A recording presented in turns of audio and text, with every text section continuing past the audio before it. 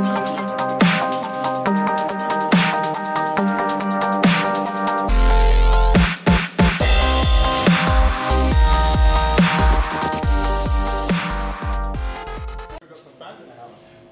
Kev!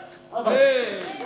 I don't know if I've been kind of slightly, there might be a minor clash, but I don't think it does completely clash with what Mary's just said. I'm here to talk about Rag 123 marking. Just a quick disclaimer, the only thing I claim to have invented on this is the Rag 123 hashtag. The rest of it is adapted and picked up and tweaked from various other ideas. The perennial challenges, marking frenzy, trying to make marking relevant, the dialogue, all that kind of stuff, and trying to fit it in and make it timely and relevant and responsive and all that kind of stuff. That's what the challenge is.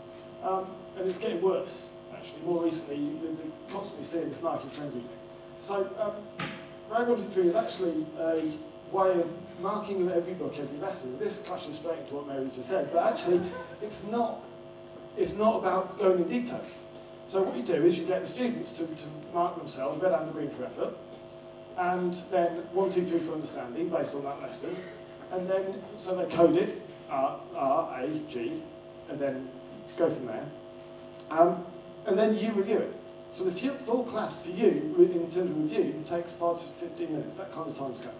So it's not an in-depth marking process. You're either agreeing with them or disagreeing with them. The key thing is, you're kind of making those little adjustments, but the vital bit is you then use that to shape next lesson. So it's not about actually giving the detailed feedback, you're doing something different next lesson. So it's marking as planning, not as marking as feedback. It just kind of makes sense that if you're doing lots and lots of little corrections, kind of on this side, it makes more sense than fewer big ones. You're less likely to go further off track. So questions like must-have cages, it really doesn't. It's far easier to fit 5 to 10 minutes worth of going through books than it is to find a full hour or 2 hours to go through a full set and make really detailed comments. It's saying it's lazy marking, it's not, because actually you're using it to inform your planning. It's part of your planning. It's not about marking detailed feedback side of things. We're required to do dialogue marking. This is the best form of dialogue marking you'd ever get because it inspires conversations in the next lesson. Students don't know what it means, actually. You can talk to them about it. They pick it up really quickly. There's no problem with that. It won't work for my subject, or it doesn't work differently for maths. I'm a maths teacher, but I know of this working across whole schools, across the country. In fact, it's gone international. There's a Swedish version of this. Ofsted won't like it. That's the standard response once you've run out of all the other responses. There's feedback from various schools. There's one school that cite this as being something that's helped them come from a special measures situation.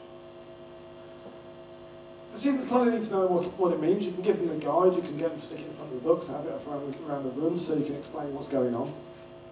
And then it kind of, this is what it looks like in books. It's kind of an A1 initially. That's all it is. Then we look at this, you then encourage them to put a bit more of a comment, so you get that, and then you just kind of respond to it and you can talk to them about it. But the key thing is they're thinking about their effort, and that's important. You can get this kind of thing where you get a student self-assessment, and I've asked the question, what would make you more confident than this? So that's my first response. They then come back, I've got a final response. That's all within 24 hours, and it takes seconds. It's not a long time to do. It's not all the feedback they get. They do get other feedback as well. They get stuff after stuff. I'm not going to go into that right now, but they do get some other bits and pieces. But that's more efficient as well, because I know the students that closely. Benefits seen, there's all sorts of stuff on there. I'll share this on my blog, so just look me up to find it. All sorts of feedback. I've never had a negative feedback from someone that's tried it. If someone's tried this, they've always found a benefit. And there's all sorts of tweaks. This is some colour-coded charts. If you've seen any of the stuff I've done before, you know I like colours. The Rag 123 started at those points. The increased number of greens on those students means they're closer to target or above target. Really, anyone that's tried it has never reported a negative. Okay, so my challenge for you, because I'm going to run out of time, is to give it a try. I'm going to challenge you, just choose a group and try it for 3 lessons. Just 3. Okay?